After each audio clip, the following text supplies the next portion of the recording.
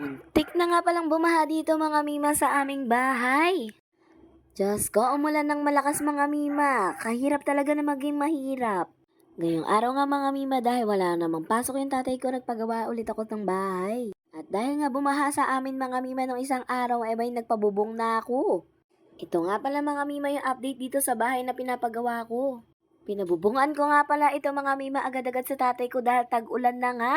Araw-araw na nga mga mima umuulan na. Napakaswerte nga pala namin dito sa tatay namin kasi lahat ng skill ay nasa kanya na. Buti na lang talaga mga mima, mason carpenter yung tatay ko kaya nakakamenos-menos kami sa gastusin. At malaking pasasalamat ko nga dito sa mga kapatid ko mga mima. Kasi sinabi ko talaga sa kanila na wala akong pambabayad sa mga labor. At buti na lang pumayag sila pang merienda lang at pang ulam sa tanghalian. At nung isang araw nga mga mima at eto umulan nga ng malakas, muntik na nga bumaha sa amin. At eto nga mga mima, naglilimas talaga yung nanay ko dyan mga mima. At baka nga madulas yung kasama naming matanda dito sa bahay. Kaya agad-agad pinunasan agad ng nanay ko. Napakahirap talaga maging mahirap mga mima. Kaya ikaw mga mima, kung hindi mo yan nararanasan, sobrang swerte mo nga. Kaya palagi ka magpasalamat kung anong meron ka. At ngayong Sunday nga mga mima, inaya ko yung nanay ko mag-grocery para sa bahay. At isabay na kako yung mga ingredients na gagamitin niya ng pang birthday niya. Ito nga mga mima, pagkaligo ko nakita ko yung pamangkin ko dito sa kwarto. Abay yung bag kong bago, kinakalahan na niya. At sabi nga pala ng kanyang mama ay gustong-gusto niya ng bag. Kaya eto mga mima, ina-arbor na tong bag ko. At pagkatapos ko nga pala maligo mga mima, ginaya ko na yung gagamitin kong bag. At dahil mga mima, ito naman yung nakalabas kaya ito na lang yung gagamitin ko. Ito nga pala mga mima ay galing sa Boston 10.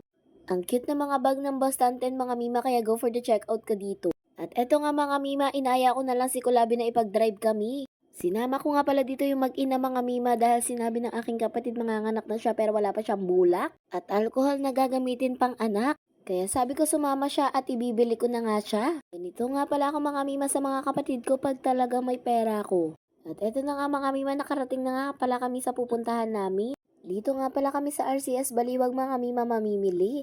Dahil sobrang mura nga pala dito ng mga groceries. Baka naman RCS.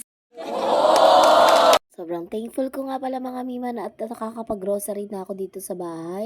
Dati kasi talaga mga mima, pag sumasahod ako ay 1K lang yung budget ko pang grocery. Ngayon mga mima na medyo nakakaangat na mga mima, 1.5 na yung pang grocery namin. Pag nakakakuha lang talaga ako ng bonus o incentives mga mima, doon lang ako talaga nakakapag-grocery ng maramihan. Buti na lang talaga mga mima, sinubukan ko si TikTok kaya kumikita ako ngayon kahit wala akong trabaho. At eto nga mga mima, si Kulabi na lang mga mima yung pinapila ko dito.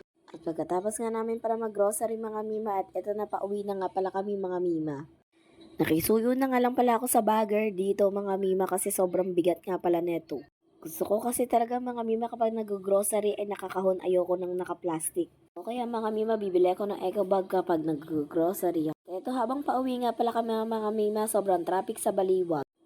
Meron yatang piyesta dito sa Baliwag kaya merong mga poon na marami. At eto nga habang pauwi kami, lumakas yung ulan kaya nakapag-decide muna kami na kumain na lang muna sa Jollibee at magpatila.